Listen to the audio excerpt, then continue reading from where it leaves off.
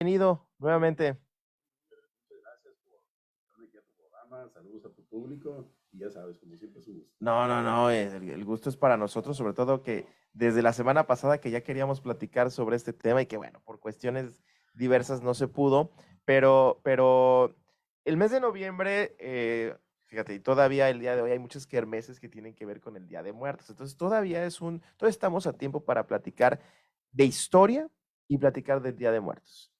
Efectivamente, y principalmente el Día de Muertos desde la perspectiva de nuestros antiguos californios, los pobladores, Y las grupos costumbres étnicos. prehispánicas. Sí, exactamente. Pues no hay que olvidar que los grupos étnicos nativos de nuestra media península sur pues fueron los guaycuras, pericúes, cochimíes. Y a pesar de que no se ha difundido mucho, estos grupos tuvieron una cultura muy desarrollada y dentro de ella, pues lo que fueran las creencias y tradiciones funerarias. Ujú. Algo desde hace unos años se ha manejado mucho, sobre todo en la parte de la prensa, pues es con los famosos entierros que se encuentran, ¿no? De las Ujú, osamentas, ujú. principalmente en una región cercana aquí que es el Conchalito, aquí en la ciudad de La Paz. Eso es un sitio arqueológico Sí, impresionante. sí, fue lugares muy poblados, ¿no? Donde vivía gente, en este caso guaycuras, que sobrevivían del consumo de mariscos, de peces, y pues ahí tenían su asentamiento. Pero toda esta costumbre funeraria se fue gestando a través del tiempo. Aquí en la península, aproximadamente hace unos 12.500 años, Uf. inició la migración, ¿no? El ingreso de grupos humanos en bandas que venían del norte de América. Conforme se fueron estableciendo, empezaron ellos, obviamente, primero eran nómadas, recolectores, y no se encuentran vestigios óseos de muchos de ellos, porque en ese entonces, cuando alguien fallecía, pues le dejaban el cuerpo tirado. Para ellos era muy complicado el ir cargando o el detenerse 1 o 2 días para que la persona se recuperara Mm. o esperar a que falleciera. Entonces, pues el cuerpo se dejaba a la intemperie y por eso es que Y ellos fueron. se iban, Sí, se iban y fue queda. destruido por Sí, el sí, sí, que clima, por el sol, etcétera. sí, pues era un cuerpo, pues se desintegraba completamente, no quedaba nada. Así es, por eso es que los entierros se empiezan a encontrar a partir de unos 5.500 años Mm. a la fecha. ¿Y por qué hay ese cambio entonces de quizás costumbre de pronto decir, pues ya se murió, ahí déjenlo? Y ahora a hacer una especie de ceremonia, no sé, de juntar algunas cosas y hacer un hoyo y Sí, pues fue precisamente por el cambio de hábitos en su vida. ujú. Ya los californios tenían aproximadamente unos 5.000 años, 6.000 años de estar en la península, de estarla recorriendo, y ya identificaron sitios donde había agua y donde había alimento de manera más o menos permanente. Permanente, claro. Igual ya habían encontrado lugares en la costa donde pueden asentarse. Entonces duraban grandes temporadas en esos espacios y por lo tanto, a través del intercambio, fueron desarrollando aspectos culturales, desarrollando lenguaje, desarrollando tradiciones, etcétera. Y precisamente ahí fue cuando ellos empezaron a darse cuenta de decir, bueno, seguían falleciendo sus Claro. integrantes, es decir, ¿qué hacemos con ellos? Y entonces empezaron a reflexionar sobre la muerte. Y en primer lugar, ellos creían que el individuo sobrevivía a la muerte, que el hecho de haber suspendido sus funciones vitales no era que ya estuviera muerto. Para ellos esa no era la muerte, sino simplemente era un cambio de estado. La persona ya no podía moverse. Mm, Entonces ellos tenían que hacer algo con el vaya. cuerpo. Y fue así como desarrollaron diferentes rituales funerarios y también creencias. De los rituales, el primero que se fue desarrollando fue el sepultar a la persona flexionada, ¿qué quiere decir? Es Con como, sus talones pegados a la cadera, a las sentaderas posaderas, y amarraban el cuerpo con cuerda de isle, que lo mm, obtenían de las pencas del agave machucado, y así es como sacaban unas cuerdas. Eso sería más o menos hace 5.500 años. Conforme fue pasando el tiempo, pero ajá, déjame, te detengo sí, ahí, pero sí había una noción de que se tenía que hacer, digamos, unas, no sé si una ceremonia, pero sí un momento, digamos, fuera de lo habitual de la jornada del día. Si es que alguien, sí, sí, claro, definitivamente que sí. Y fíjate, ese punto es bien interesante. En ese entonces, como ahora, por eso es que hay que cuestionar un poquito qué tan diferentes o qué tan evolucionados somos nosotros o qué tan atrasados o involucionados estaban ellos. Ellos sí. tenían una figura al interior de sus grupos, que era el encargado de llevar todo ese ritual. Mira. Y desde muy pequeño lo entrenaban y él conocía toda esa serie de tradiciones, toda esa serie de creencias y ritos, y era el encargado de transmitirlo a las generaciones jóvenes. Era el famoso hechicero o guama. Esa era la figura que sabía, cuando alguien fallecía, se contrataban sus servicios para tratar de que recuperara la salud. Para los californios, una persona se enfermaba únicamente por hechizo. Ellos no creían en los accidentes, no creían en las enfermedades. Si veían que una persona ya no podía moverse, no podía caminar, tenía alguna dolencia, ellos creían que alguien lo había hechizado. Entonces llamaban al guama para que él, a través de sus oficios y conocimientos que tenía de herbolaria y de manipulación del cuerpo, pues pudiera recuperar la salud. Cuando fallecía, pues entonces la contraprestación de servicio era darle el cabello, ¿no?, de los familiares y del difunto para la famosa capa que él se hacía. Y a partir de ese momento, el guama iniciaba todos los rituales, como era lo que te mencioné en un primer momento, el amarrar el cuerpo y meterlo en un hueco allá en un cerro, o si no, en una tumba de muy poca profundidad, de 70 a 90 centímetros. Oye, pero fíjate, interesante porque hasta el día de hoy se han recuperado estos vestigios, o sea, sí se protegían. Dame oportunidad, maestro, ir a la pausa. Estoy charlando con el maestro en historia, Sealtiel Enciso Pérez. Pausa y regresamos.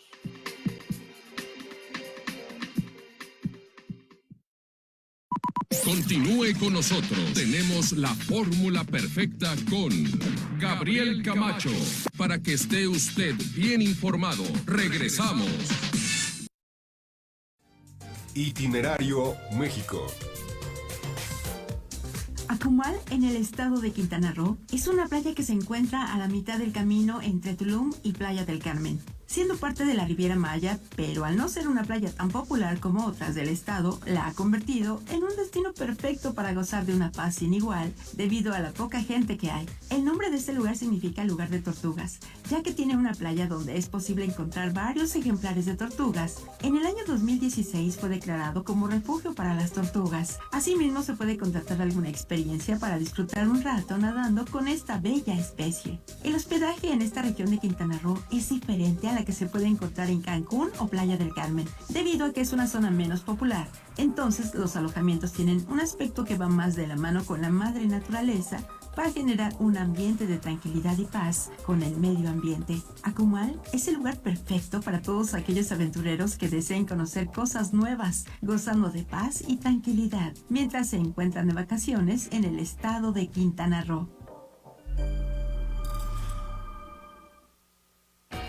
Dato curioso. El 42% de los adolescentes podría escribir un mensaje de texto con los ojos cerrados. Citas memorables. El verdadero modo de vengarse de un enemigo es no parecérsele. Marco Aurelio, emperador del Imperio Romano.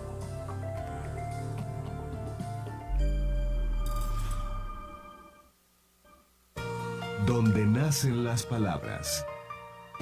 La icónica frase de "ya se armó la gorda", con la que se suele referir a algún conflicto de suma importancia, tiene su origen en España, pues cuando estaba el reinado de Isabel II, se empezó a formar un movimiento revolucionario para sacarla del poder y los españoles empezaron a denominar el movimiento como La Gorda. Entonces, cuando comenzó a tomar mucha fuerza, empezaron a decir "ya se armó la gorda", frase que hasta la actualidad perdura.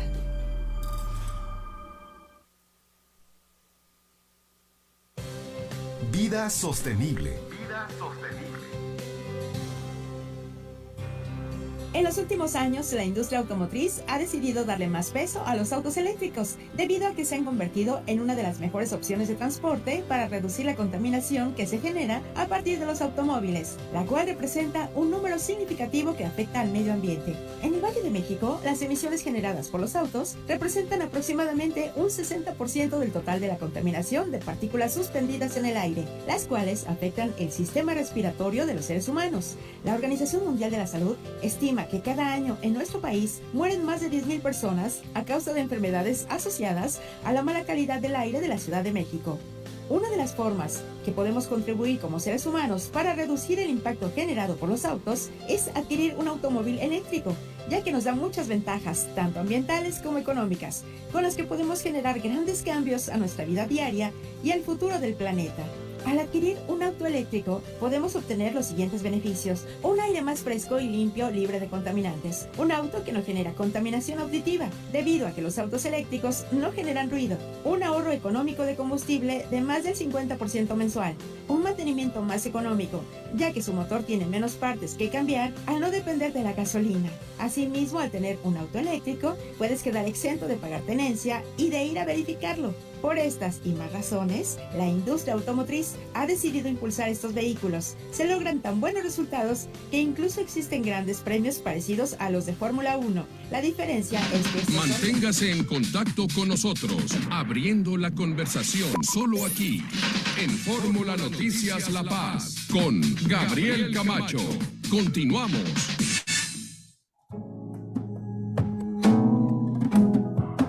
Lo que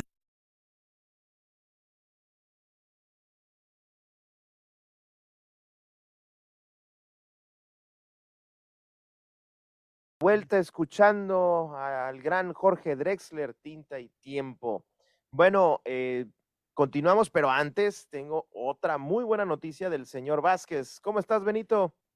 Gracias, Gabriel. Una vez más, muy buenos días. Continuamos con las promociones. Atención, porque este fin de semana es el momento ideal para cambiar las llantas del auto y Arsan Llantas y Servicios tiene unas excelentes promociones de Buen Fin. Las famosas llantas Yokohama son las más fuertes y duraderas de México y ahorita tienen bonos de hasta 5,000 pesos, Gabriel, garantía de kilometraje de hasta 110,000 kilómetros y garantía de satisfacción de 30 días, solo en Arsan Llantas y Servicios, 5 de mayo y Héroes de Independencia, válido del 18 al 21 de noviembre.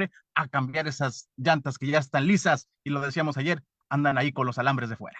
Esas llantas no, señor Pérez, esas llantas no. Gracias, Benito. Atentos a las buenas noticias. Sí, señor. Pendientes por acá, Gabriel. Un abrazo. Pendientes, igualmente. Y retomamos la charla con el maestro en historia, Sealtiel Enciso Pérez. Maestro, nos quedamos en todo este ritual funerario, poniéndonos como que en el día de la jornada en el que sucede esto con los antiguos californios. Y yo te decía, bueno, colocaban el cuerpo pues en un orificio, en una cueva, pero también lo enterraban, y esto nos ha ayudado, digamos, a que se preservaran o sea, lo hacían bien, se han preservado decenas de cuerpos y que los han encontrado acá en el Conchalito. No es algo nuevo. La primera persona que se puede considerar como el primer antropólogo que empezó a preocuparse por el exhumar estos cuerpos, fotografiarlos e incluso llevarlos a otros lugares para que los pusieran en exhibición fue un ingeniero que llegó a trabajar en la mina del Boleo. Se llamaba León Diguet. Él en 1880 más o menos, 85, 86, empezó a hacer exploraciones en sus tiempos libres en los lugares aledaños a Santa Rosalía. Y ahí fue donde encontró estos entierros y los empezó a llevar a Francia, pues porque ahí sí le daban la importancia que se requería. Aquí prácticamente pues los dejaban en donde estaban o los utilizaban para destruirlos, ¿no? Entonces ahí fue donde empezó, y durante todo el siglo XX estuvieron llegando muchos investigadores, principalmente estadounidenses, que también elaboraron teorías, elaboraron diferentes escritos retomando estas cuestiones funerarias, hasta que ya aproximadamente en los 70s, 80s, el gobierno mexicano empezó a generar, a través del Instituto Nacional de Antropología e Historia, pues una serie de arqueólogos y antropólogos pues, que se han destacado en esta revisión y el poder exhibir toda esa cultura funeraria que había. ¿A quiénes podemos mencionar? Pues la primera, ¿no? La persona que más se ha destacado, Harumi Fujita. Ella es una arqueóloga que creo que ha sido la que ha llevado a la exhibición más sobresaliente en investigación también sobre ello. Y tienen una investigación muy interesante de la isla Espíritu Santo sobre los entierros que se encontraron ahí. Increíble que haya... Bueno, ahí te da muestra de cómo se movían también los propios antiguos pobladores. Sí, entonces ella, y bueno, también puedo mencionarte a Marta Alfaro, al el arqueólogo Alfonso Rosales, o sea, son muchas personas que en la actualidad se han dedicado a traer esa cultura que prácticamente se encontraba desconocida, esa cultura funeraria, a la actualidad. Oye, otro comentario, otro punto que me gustaría preguntarte, maestro, es... había entonces una especie de cosmogonía del digamos, de un más allá, Claro. o como dices, el cuerpo inerte, sí, digo, ellos creían que no se había muerto, pero entonces, ¿cuál era la idea que tenían ellos? Nosotros, pues, dependiendo la creencia o la cultura, pues crees que te vas al cielo, al infierno, no pasa nada, pero bueno, ¿qué había? Los aztecas, pues ya ves que estaba el Mictlán y Ajá. toda esta situación, toda esta gran construcción de un más allá. ¿Y aquí? Los californios estaban conformados por 3 grandes grupos.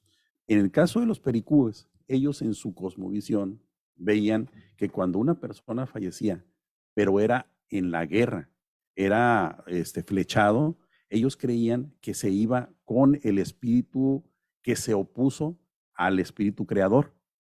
Existía el famoso Niparajá, que era el espíritu creador dentro de los pericúes, y hubo otro espíritu que era un hijo de él, Tuparán, que le rivalizó, le quiso quitar el poder, pero como perdió, Niparajá lo condenó a vivir en una cueva.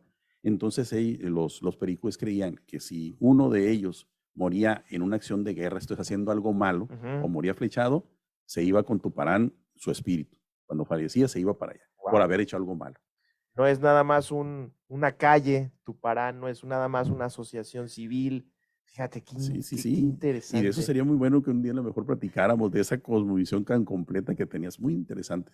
Ahí Ahora, salió el segundo tema, otro tema para perfecto. seguir platicando de eso. Los guaycuras, ellos consideraban que había 2 seres, uno le llamaban embustero y otro le llamaban el que miente, según la interpretación del lenguaje que hacían los jesuitas.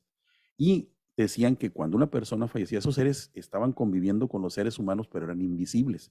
Cuando fallecía una persona, ellos tomaban su alma, su espíritu, y lo metían bajo la tierra para que no viera al espíritu creador, Mira, que era el que vive. como una especie de castigo. Ajá, Así, un castigo sí. de... Y precisamente el Guama era el encargado de hacer esa transición durante el proceso de que fallecía la persona y pasado unos días en que se hacía todos estos rituales fúnebres para evitar de que esa alma fuera arrebatada. No sé si encuentras una relación, por ejemplo, con la cosmovisión que tenemos en algunas religiones de la actualidad. Sí, totalmente. Entonces, por eso te decía, qué tan el castigo atrasados eterno, o ¿no? sí, O el paraíso eterno. así es. Entonces tenían todo eso. Igual, cuando una persona fallecía, a los guamas se les contrataba para que elaboraran una figura representando al muerto, una figura, pues obviamente no con ramas, con algunas hojas, plumas, y la ponían en una garrocha en el centro de donde estaba la ranchería, ponían la figura arriba, y ellos se ponían en la parte de abajo y empezaban a recitar todas las cosas que había hecho la persona en vida. Y obviamente, pues ellos le ponían muchos aspectos tratando de resaltar a cuestiones de esa persona fallecida. Entonces, con eso trataban de decir, bueno, él fue esto, pero para que ustedes lo conozcan. Y eso, pues, por ejemplo, todavía se utiliza mucho en nuestras tradiciones. Ahora, después en ellos de 3500, empezó a haber una etapa más evolucionada de esos entierros. ¿Cuál fue? Que ya se practicaba lo que se conoce como el segundo entierro. ¿A qué me refiero? Que cuando la persona fallecía, y obviamente ellos no pensaban que había muerto, sino que estaba sin poderse mover, el cuerpo empezaba a sufrir una serie de transformaciones. Por ejemplo, obviamente lo que es el estado post-mortem. Se está descomponiendo el cuerpo. Así claro. Es, pero ellos pensaban que la persona estaba sufriendo por no poderse mover y porque estaba perdiendo masa muscular, estaba cambiando.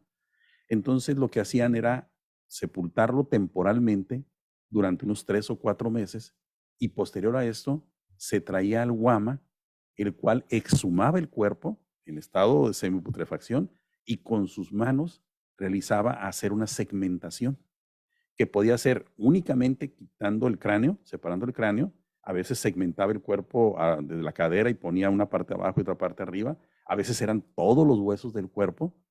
También los pintaba con una pintura a base de fierro, ocre, que daba un color rojizo. Y esos huesos, esa osamenta, la volvían a colocar en donde estaba la cama del sepulcro o del enterrado o dentro de una oquedad. Colocaban los huesos, a veces en hojas de palma, los metían y después los liaban con ixtle. Y todo eso era coordinado por el guama. Y él lo que hacía es, con con el cambio, con la modificación, con la manipulación del hueso, dejaba que la persona dejara de sufrir y a partir de ese momento se integraba al contexto donde él estaba, el medio físico donde estaba. ¿Qué quiere decir eso? Que retribuía toda esa energía que en su vida, como a la naturaleza. sí, toda esa energía que durante su vida estuvo consumiendo, él la retribuía a la naturaleza. Y su cuerpo seguía viviendo. Se han encontrado algunos entierros donde hay figuras dibujadas alrededor y se piensa que el Wama daba como una opción de reencarnar en algunas de esas figuras y regresar otra vez a la vida.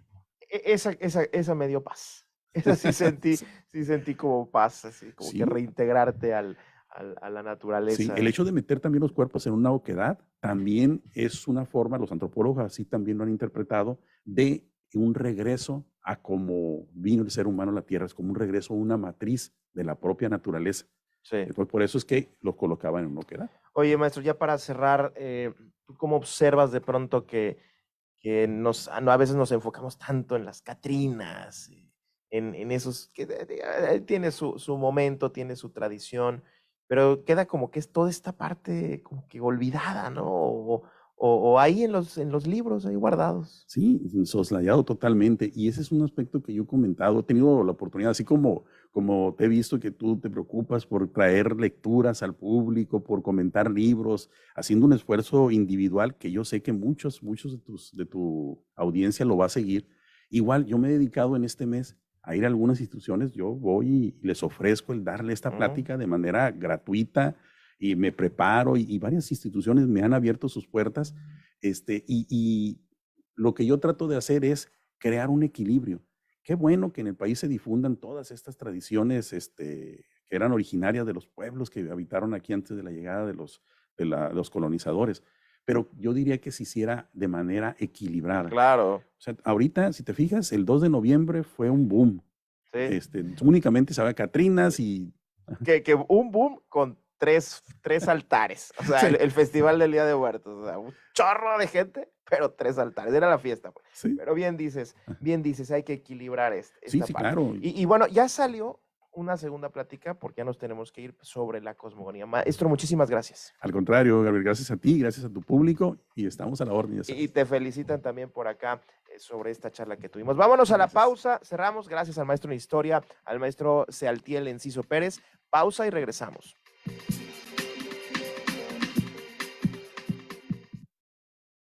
Continúe con nosotros. Tenemos la fórmula perfecta. Grandes. Itinerario México.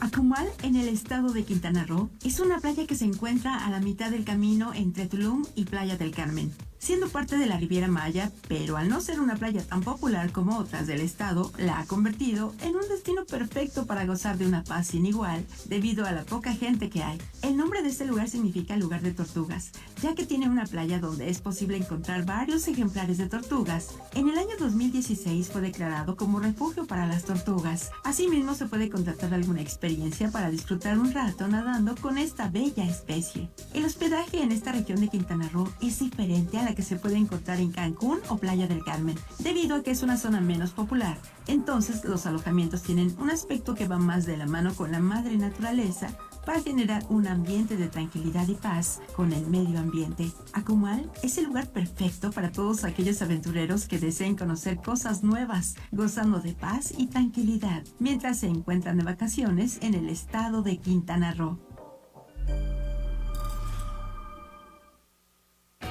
Dato curioso. El 42% de los adolescentes podría escribir un mensaje de texto con los ojos cerrados. Citas memorables.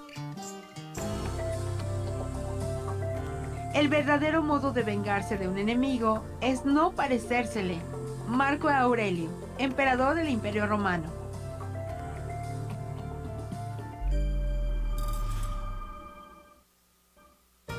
Donde nacen las palabras.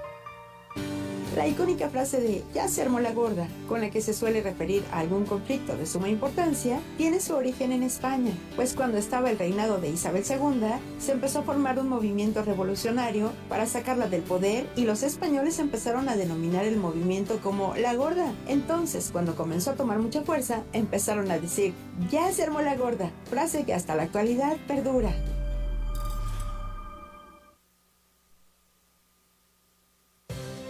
Vida sostenible.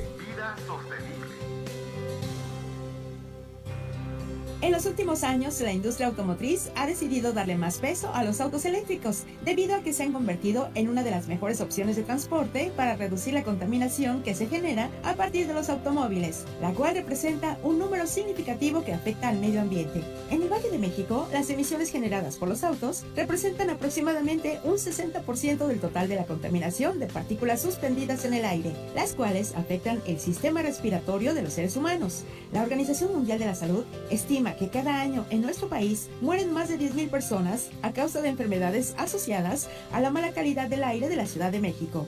Una de las formas que podemos contribuir como seres humanos para reducir el impacto. En Fórmula Noticias La Paz, con Gabriel Camacho. Continuamos.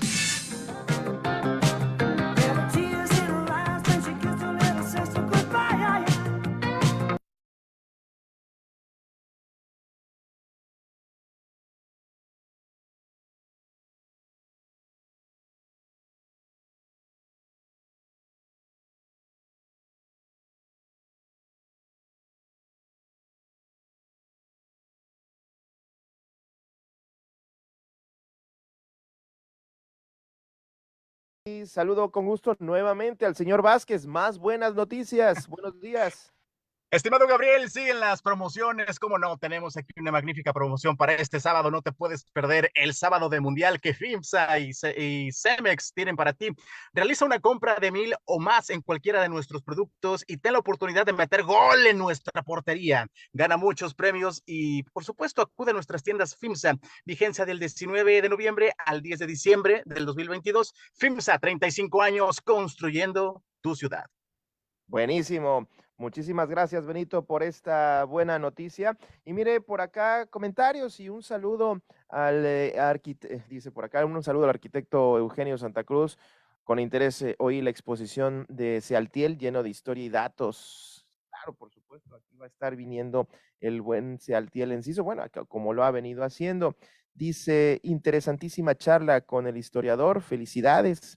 Dice, Durango con sus culturas prehispánicas como la cultura chalchihuita, tiene asimismo rituales mortuorios interesantísimos, como la costumbre de enterrar a sus muertos en vasijas de barro que representan el vientre materno. Órale, hay una canción antigua que dice, yo quiero que a mí me entierren como a mis antepasados, en una vasija de barro. Buenísimo. Ahí está, dice un comentario sobre una diputada, bueno, quién sabe qué pasó. Dice por acá, pues muchísimas gracias a quienes nos escuchan en este tema de los